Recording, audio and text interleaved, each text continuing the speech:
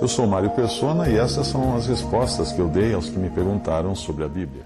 Você escreveu dizendo que tem algo dentro de você que precisa ser confessado ao Senhor, mas que você não tem certeza do que seja exatamente esse algo que você acha que tem que confessar. Você disse já ter confessado todos os pecados da sua memória e que admite a sua condição ruim diante de Deus, mas se acha incapaz de verbalizar de forma clara isso que falta confessar. O que fazer então numa situação dessas? Bom, muitos de nós trazem o costume católico de se confessar para um padre por meio daquela janelinha treliçada, né, no confessionário. E a coisa era tão automática que quando eu era garoto e também adolescente, eu já chegava no confessionário com o meu discurso pronto e com a lista dos pecados usuais, devidamente diluídos e açucarados, para não me comprometer, para não ficar com vergonha na frente do padre. Aí eu saía dali, não como alguém contrito pelo fato de ter desagradado a Deus. Não, mas como alguém que pensava ter cumprido uma obrigação religiosa que, na minha cabeça, iria contar pontos no meu programa de milhagens das linhas aéreas celestiais. Aí era só fazer as tantas Ave Marias, os tantos Pai Nossos, os tantos Creio em Deus Pai, e estaria tudo resolvido. Se fôssemos perdoados apenas pelos pecados que nós confessamos, nós estaríamos perdidos. Porque nem sempre nós nos lembramos de todos os nossos pecados. Algo que hoje de manhã pode ter afligido a minha alma, por eu saber que desagradei a Deus, na próxima vez que eu for orar, aquilo pode ter se escondido atrás de algum neurônio no meu cérebro e eu nem me lembrar mais. E tem um ponto que é importante também incluir aqui. Você sabia que um salvo por Cristo não pede perdão a Deus por seus pecados? Não, depois de salvo, não. Ele pediu perdão quando se converteu, isso mesmo. O crente em Cristo pediu perdão no dia em que se converteu e recebeu o perdão de todos os seus pecados, passados, presentes e futuros, porque o poder do sangue de Cristo é atemporal.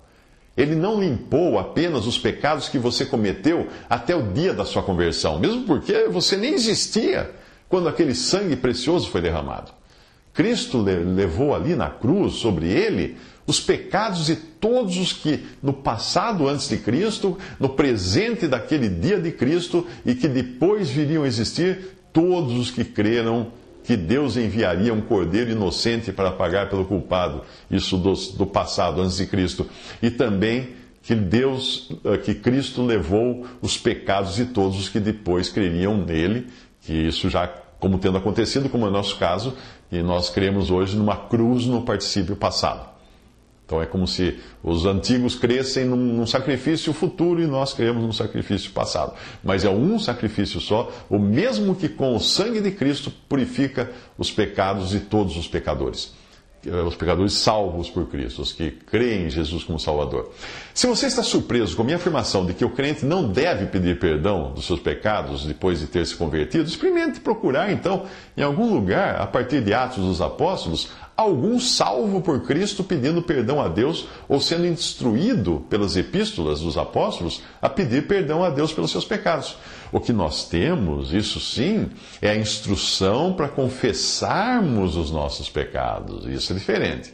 Veja a passagem. E essa é a mensagem que dele ouvimos e vos anunciamos, que Deus é luz e não há nele trevas nenhumas. Se dissermos que temos comunhão com ele e andarmos em trevas, mentimos e não praticamos a verdade. Mas se andarmos na luz como ele na luz está, temos comunhão uns com os outros e o sangue de Jesus Cristo, seu Filho, nos purifica de todo o pecado. Se dissermos que não temos pecado, enganamo-nos a nós mesmos e não há verdade em nós. Se confessarmos os nossos pecados, ele é fiel e justo para nos perdoar os pecados e nos purificar de toda injustiça. Se dissermos que não temos pecado, fazemos mentiroso, e a sua palavra não está em nós. Meus filhinhos, estas coisas vos escrevo para que não pequeis. E se alguém pecar, temos um advogado para com o Pai, Jesus Cristo, o justo. Ele é a propiciação pelos nossos pecados, e não somente pelos nossos, mas também pelos de todo o mundo. 1 João, capítulo 1, versículo 5 ao 10, e capítulo 2, versículo 1 ao 2. Algumas religiões, principalmente de doutrina pentecostal, não dão ao crente a certeza da sua salvação eterna. E por isso os seus seguidores vivem em constante angústia, sem saber se foram devidamente perdoados ou não. Vivem também numa espécie de loteria, porque os seus pregadores utilizam erroneamente do versículo "a alma que pecar, essa morrerá", sem entender que Ezequiel 18, onde fala esse versículo, está falando de pena de morte física, para os israelitas que praticassem alguns dos delitos que são arrolados ali naquele capítulo. Você já pensou viver fazendo roleta russa? É assim que vive um crente sincero que foi manipulado com o terrorismo psicológico usado por algum pregador pentecostal ou neopentecostal. Ou então ele vive como hipócrita. Se ele não for sincero, ele vive como hipócrita. Como eram os fariseus, que se achavam justos, porque tinham uma listinha bem limitada de pecados, como a minha listinha no confessionário católico, e procuravam se manter longe dos males marcados na sua listinha. É isso que os fariseus faziam.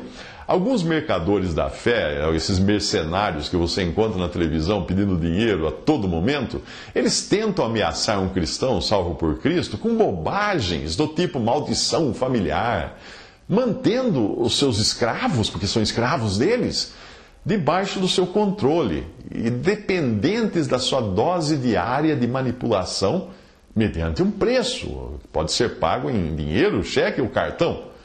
Pague e o pregador cortará um elo da corrente que prende você àquela doutrina escravizante. Pague de novo e ele cortará outro elo. Ou ao menos é isso que ele promete cortar. Quem segue lobos assim não entende o evangelho da graça de Deus e despreza a eficácia do sangue de Cristo que nos purifica de todo o pecado. O cristão não passará pelo juízo final, porque os seus pecados foram todos pagos por Jesus, o justo, que morreu pelos injustos, como afirmam repetidamente os versículos a seguir. Portanto, agora nenhuma condenação há para os que estão em Cristo Jesus, porque também Cristo padeceu uma vez pelos pecados, o justo pelos injustos, para levar-nos a Deus, o qual por nossos pecados foi entregue e ressuscitou para a nossa justificação. Porque primeiramente, Paulo escreve, vos entreguei o que também recebi, que Cristo morreu por nossos pecados, segundo as Escrituras, o qual se deu a si mesmo por nossos pecados, para nos livrar do presente século mau, segundo a vontade de Deus nosso Pai, o qual, Cristo, o mesmo Cristo, sendo o resplendor da sua glória, da glória de Deus, e a expressa imagem da sua pessoa, e sustentando todas as coisas pela palavra do seu poder, havendo feito por si mesmo a purificação dos nossos pecados, assentou-se à destra da majestade nas alturas, levando ele mesmo, Cristo, levando ele mesmo em seu corpo os nossos pecados sobre o madeiro, a cruz,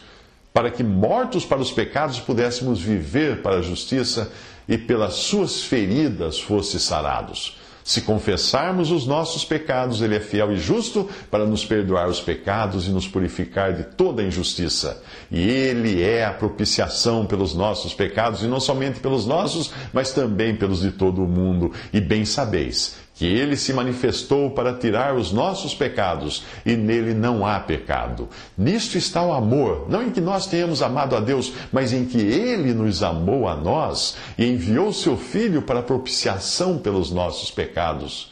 E da parte de Jesus Cristo, que é a fiel testemunha, o primogênito dentre os mortos, o príncipe dos reis da terra, aquele que nos amou e em seu sangue nos lavou dos nossos pecados. Assim que se alguém está em Cristo, nova criatura é. As coisas velhas já passaram, eis que tudo se fez novo.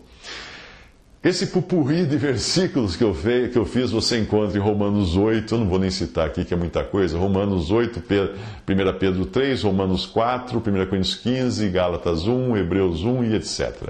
Se você quiser saber a relação completa, vá buscar no www.respondi.com.br, que lá na versão texto do que eu estou dizendo aqui, tem tudo isso em texto, inclusive os versículos. Mas voltando à sua dúvida do início, quando você for confessar os seus pecados, pense numa biópsia. Sim, Aquela biópsia que o médico pede se ele suspeita que o paciente tem câncer em algum órgão do corpo. O cérebro, por exemplo, ele suspeita que o paciente tem câncer no cérebro. Seria muita ingenuidade pensar que para examinar se existe câncer no cérebro, o médico mandasse extrair o cérebro inteiro para exames, não é mesmo? Então o que o médico faz é extrair um pedacinho, uma célula que não chegue a afetar o funcionamento do cérebro. Aí ele examina se existem células cancerígenas naquele pedacinho. E se existirem, o médico irá tratar o tumor ou o cérebro todo, dependendo do caso, porque talvez nem ele consiga detectar todas as partes que foram afetadas por aquele câncer. Então, quando você for confessar, apresente a Deus uma biópsia da sua alma, colocando-se integralmente na condição de quem não está sendo fiel a Deus, ainda que consiga se lembrar de apenas uma ou duas células de pecado que praticou.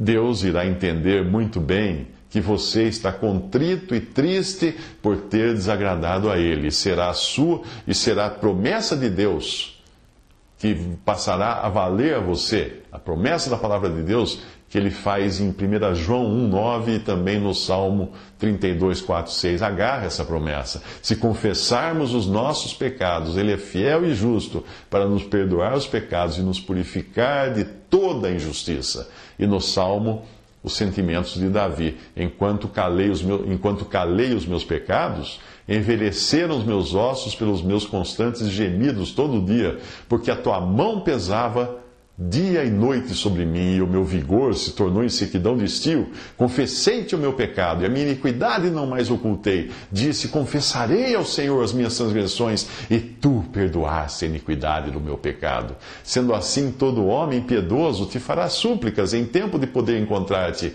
Com efeito, quando transbordarem muitas águas, não atingirão. Então faça assim, lembrando que o Espírito Santo ajuda as nossas fraquezas, porque não sabemos o que havemos de pedir como convém, mas o mesmo Espírito intercede por nós com gemidos inexprimíveis. E aquele que examina os corações sabe qual é a intenção do Espírito. E é Ele que, segundo Deus, intercede pelos santos. Romanos 8, 26 a 27. E mais uma coisa, não vá na conversa de líderes religiosos que exigem que você faça por escrito uma lista de todos os seus pecados que cometeu, para ele poder jogar numa piscina cheia de água. Existe isso, para dizer que seus pecados foram lançados no fundo do mar. E nem mesmo uma lista dos seus pecados, que cometeu por toda a sua vida, para entregar para algum líder religioso, porque fazer isso é dar a ele um documento assinado, para ele poder fazer chantagem contra você, quando ele bem entender. Percebeu? Nós devemos confessar aos nossos irmãos, não publicamente, mas reservadamente, quando tivermos pecados graves, que desonram a pessoa de Cristo, o nome de Cristo, e fazer isso a irmãos responsáveis. Sempre que cometemos algum pecado grave que exija uma ação disciplinatória da Assembleia ou da Igreja, por comprometer publicamente a santidade da casa de Deus. Mas tudo isso é feito diante do Senhor e em temor. Quanto às faltas de todos os dias, aí basta nos apresentarmos ao Senhor, né? Não vamos toda hora, a cada 2 minutos, ligar para o irmão e falar, irmão, puxa, tive um mau pensamento. Então tá bom, tá, assim, 1 minuto depois, irmão, tive outro mau pensamento. Pensa bem, né? Não, um pecado grave, que desonra o nome de Cristo publicamente. Quanto às faltas de todos os dias, apresentamos ao Senhor, já que elas não contaminam o testemunho como um todo e os irmãos com os quais nós temos comunhão. Visite respondi.com.br. Visite 3minutos.net.